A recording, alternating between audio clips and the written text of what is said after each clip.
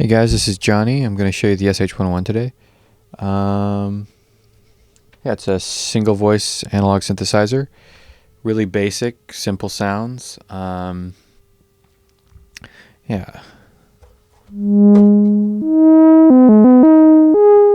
Right now I'm just doing a really slow modulation of the pitch using the triangle setting on the LFO.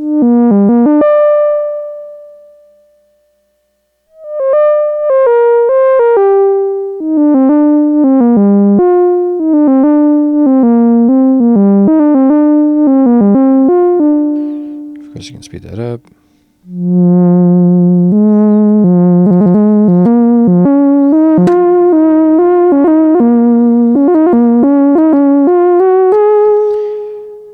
And yeah, you can do different wave shapes. You can go into square, random, which is what it's named after, sample and hold 101.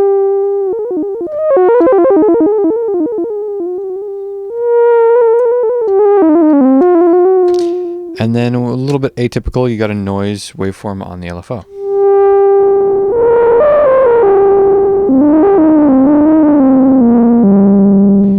And all of those route to the filter also, which we'll get to. In the oscillator section, you have 3 different wave types that you can blend together. I'm using the sawtooth right now, which is what I typically use for sort of softer sounds, lead synth, and bass lines. But you can get some wider type sounds using the pulse width. There's 3 different modulation settings. You can do manual.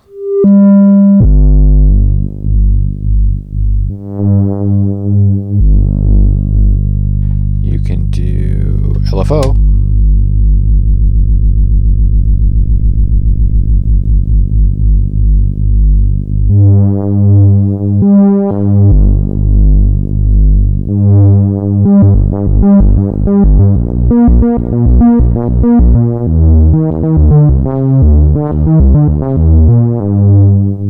And you can do envelope.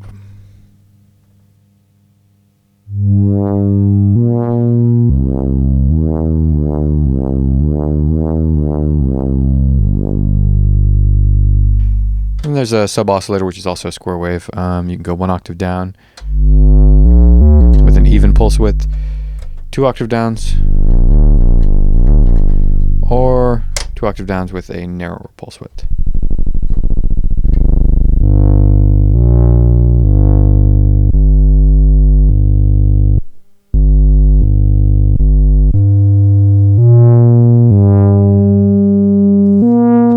And of course you can blend those together.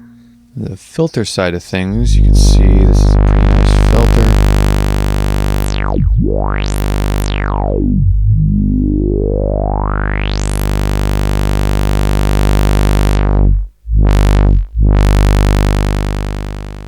Just sweeping a sawtooth there. Yeah, and it tracks on the keyboards, and you can self-oscillate, so you can actually make 2 pitches happen. You can do some fifths or, detuning type of effects, although they end up sounding more like frequency modulation than anything else. Let's do a little bit of that.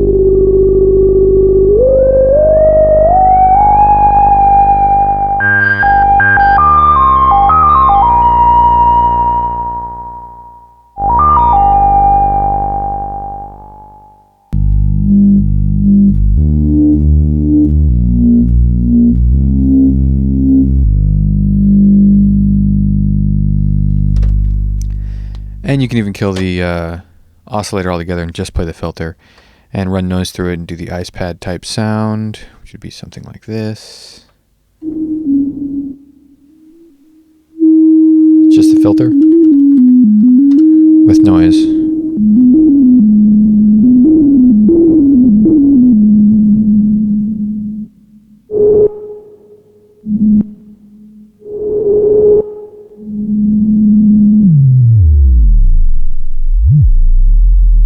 can get pretty deep.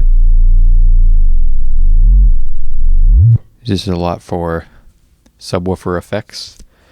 And yeah, you can even send the LFO to the modulation of the filter here. So we'll do a triangle.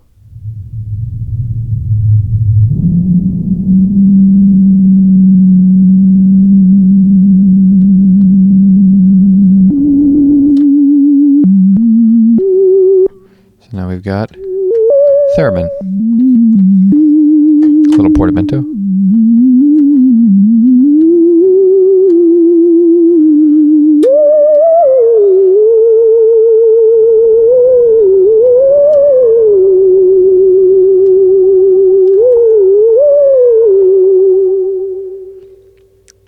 There's two different portamento types, actually. There's just your typical portamento, which is just set. And there's an auto portamento, which is kind of cool. It won't fire unless you're playing overlapping notes. So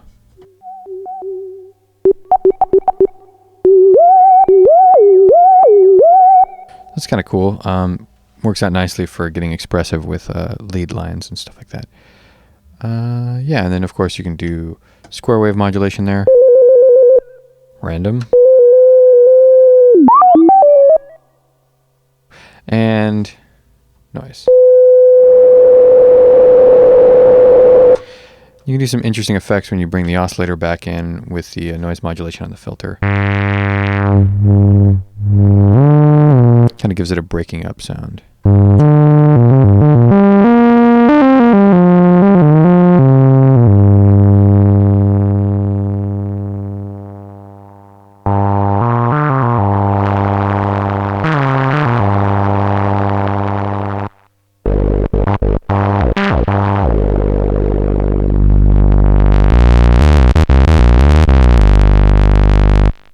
Give it a little bit more of a bite, even without any resonance.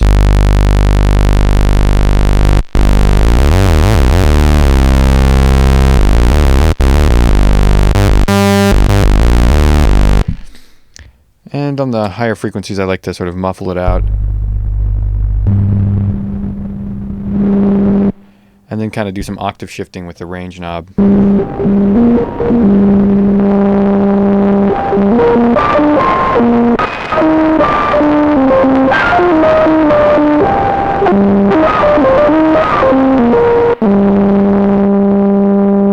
Bring in some noise on the pitch modulation.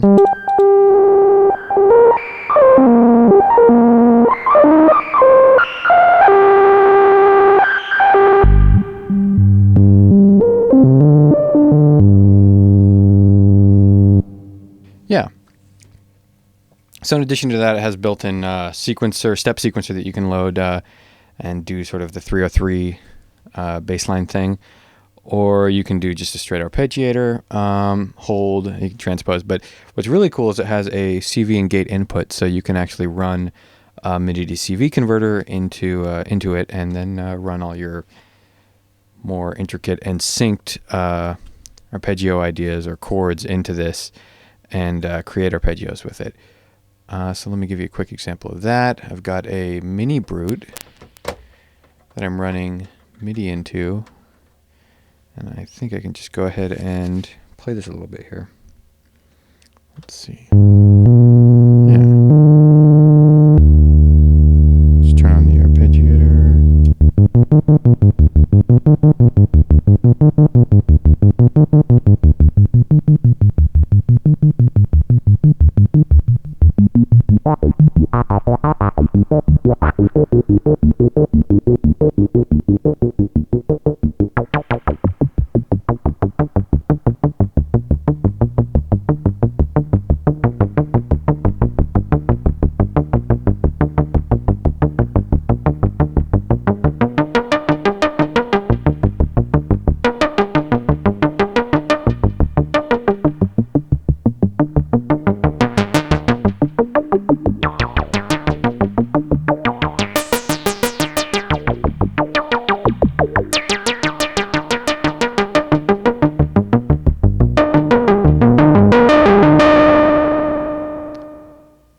So yeah, that's a pretty good overview. I think it's not everything that it does, but I think it gives you an idea. Thanks.